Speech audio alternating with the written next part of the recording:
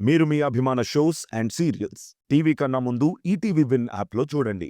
Download and subscribe to ETV win app. 99 రూపాయలు మాత్రమే.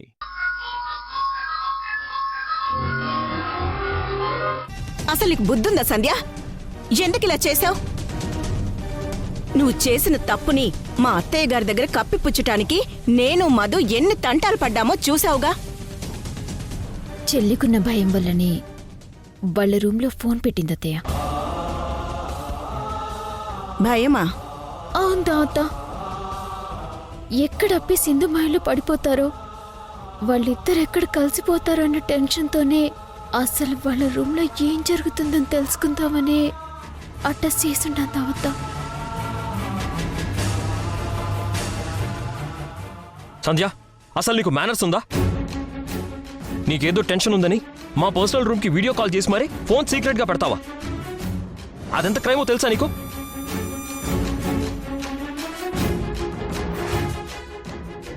రేయేష్, నీ మీద మాకు బాధ్యత ఉందిరా. సింధు అసలే వగలాడి ఇది చూపించే వలపులకి నువ్వు ఎక్కడ దీనివల్ల చిక్కుకుంటావేమోనని సంధ్య భయపడుతుందిరా. ఆ విషయంలో నేను బయటపడలేకపోయాను. ఇది బయటపడింది, అంతే తేడా. నా మీద మీకు నమ్మకం లేదమ్మా? నేను నీ కొడుకునమ్మా. భాగ్యం కోసమే సింధుతో క్లోజ్గా ఉన్నట్టు నాటకం ఆడుతున్నాను తప్ప సింధుతో కలిసి గదిలో ఉండడం నాకు మాత్రం ఇష్టం అనుకున్నావా?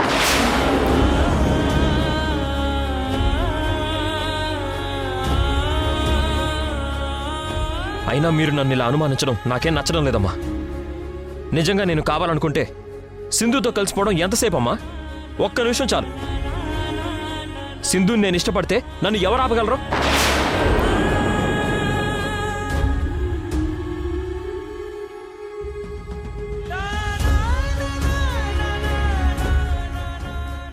మా అమ్మ ఆరోగ్యం నిలబడాలంటే నువ్వు సింధు అన్యోన్యంగా ఉండాలరా అని నాన్న నన్ను బలవంత పెట్టారనే నేను నటిస్తూ సింధుని భరిస్తున్నాను.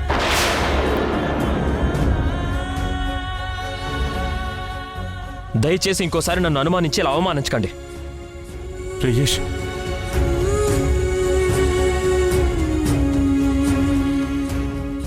నువ్వొచ్చిన దగ్గర నుంచి ఇంట్లో ఎవరికి మనశ్శాంతి లేకుండా పోయిందే. ఏంటి దాము అలా మాట్లాడుతున్నావు? సింధు వల్ల మన మనశ్శాంతి దూరం అవ్వడం లేదు. మీరు చేసే పాడు పనుల వల్ల, తప్పుల వల్లే ఈ ఇంట్లో అశాంతి నెలకొంటుంది. నిజం చెప్పాలంటే సింధు పిల్లలతో మన ఇంటికి రావడం వల్లే మా అమ్మ విషయంలో మన ఆందోళన తగ్గి కాస్త ప్రశాంతంగా ఉంటున్నాం. అది తెలుసుకో నువ్వు.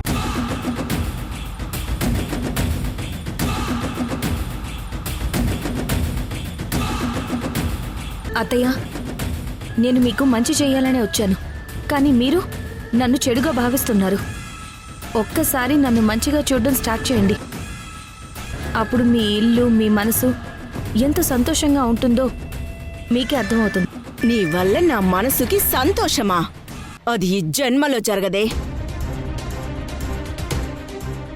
సంధ్య మీ గదిలో ఫోన్ పెట్టిందన్న సాకు చూపించి గొడవ చేయాలని చూశావు, కానీ దానివల్ల నాకు మంచే జరిగిందసలా. నా కొడుకు ఎక్కడ నీకు దగ్గరైపోతాడో అన్న భయం ఉండిందే నాకు ఇన్ని రోజులు. యష్కి దగ్గరవడం కాదు కదా, అసలు వాడి ఆలోచనలో కూడా నువ్వు లేవని నాకు ఇప్పుడు స్పష్టంగా అర్థమైంది. నువ్వు ఎన్ని రకాలుగా నా కొడుకుని మభ్యపెట్టినా నీ వల్ల ఒకసారి ముక్కలైన వాడి మనసుని మళ్ళీ నువ్వు అతికించలేవు. వాడు కలలో కూడా నిన్ను కలవడే. ఇది గుర్తుంచుకో. ఒక్క నిమిషం అత్తయ్య. జస్ట్ ఇంతకు ముందే మీ అబ్బాయి ఏమన్నాడో విన్నారుగా. నిజంగా నేను సింధుని ఇష్టపడితే మేము కలిసిపోవడానికి ఒక్క నిమిషం చాలు, మమ్మల్ని ఎవరూ ఆపలేరు అని.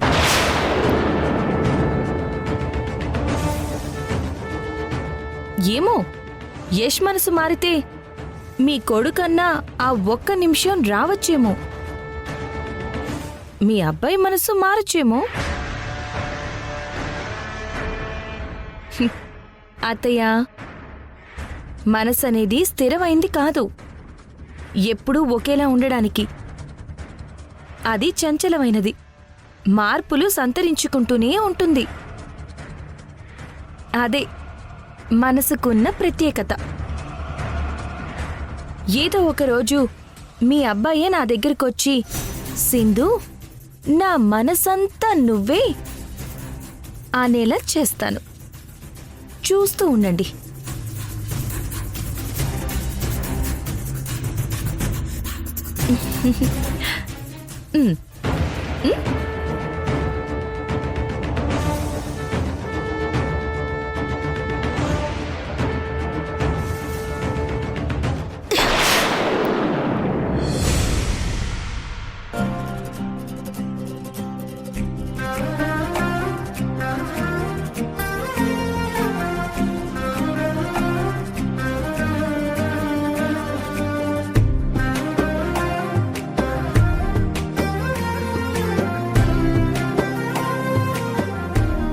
మర్ది గారు, ఏంటొదినా? సునంద మేడం నుంచి ఏమైనా కాల్ వచ్చిందా? లేదు వదినా. ఏ? ఏం లేదు, మన ప్రాజెక్ట్కి సంబంధించి మేడం ఏమైనా ఫండ్ రిలీజ్ చేస్తున్నట్టు ఇన్ఫర్మేషన్ ఇచ్చారేమో అని. మేడం నుంచి ఇంకా ఎలాంటి ఇన్ఫర్మేషన్ రాలేదు వదినా. నేను కూడా దానికోసమే వెయిట్ చేస్తున్నాను. వెయిట్ చేస్తూ కూర్చుంటే ఎలారా? ఆల్రెడీ ప్రాజెక్ట్ అనౌన్స్ చేశారు. వెంటనే వర్క్ స్టార్ట్ అయితేనే కదా పబ్లిక్కి మన మీద, మన ప్రాజెక్ట్ మీద నమ్మకం ఏర్పడుతుంది. అవును రాయేష్, మీ మేడం ఫోన్ చేయకపోతే ఏంటి, నువ్వే కాల్ చేసి మాట్లాడొచ్చు కదా. అలాగే అమ్మా, రేపు కాల్ చేసి కనుక్కుంటాను. సారీ నేను మిమ్మల్ని మేడం, డిస్టర్బ్ రండి, చేశానా? కూర్చోండి. మీ గురించి ఇప్పుడే మాట్లాడుకుంటున్నాం మేడం. కూర్చోండి.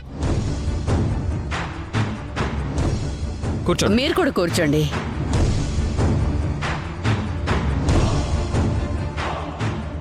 ఏంటి మేడం సడన్ గా ఎలా వచ్చారు?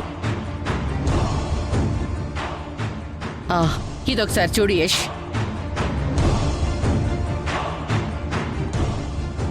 సునంద గారు, యష్ ఇద్దరు కలిసి కొత్తగా స్టార్ట్ చేయబోతున్న ప్రాజెక్ట్ గురించి జనాల్లో అనేక అనుమానాలు రేకెత్తుతున్నాయి.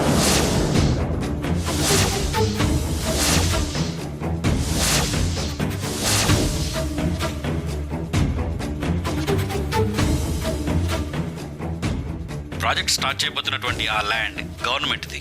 ఇంతవరకు గవర్నమెంట్ నుంచి ఆ ల్యాండ్ని యశ్ సునంద టైఅప్ అయిన కంపెనీకి ఇస్తున్నట్లుగా ఎక్కడా కూడా అధికారికంగా ప్రకటన చేయలేదు. కానీ వాళ్ళు ప్రాజెక్ట్ గురించి పబ్లిక్గా అనౌన్స్ చేశారు.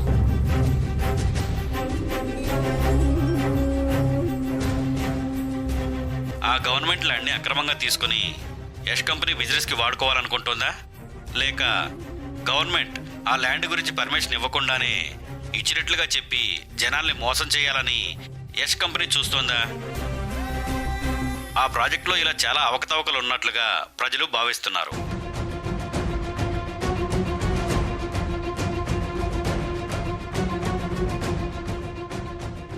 ఏంటి యష్ ఇదంతా? దీనికి నువ్వేం సమాధానం చెప్తావు? మీ వదిన విషయంలో మొదట్నుంచి నేను అనుమానపడుతూనే ఉన్నాను. కానీ నువ్వే మా వదిన మీద నమ్మకం ఉంచండి, ఏం జరిగినా నాదే రెస్పాన్సిబిలిటీ అన్నావు. నీ మాట నమ్మి నేను కూడా ఊరుకున్నాను. ఇప్పుడు జనాలు మన ప్రాజెక్ట్ గురించి ఇదే ప్రశ్నలు మనల్ని అడిగితే ఎవరు సమాధానం చెప్తారు? నువ్వా, మీ వదిన?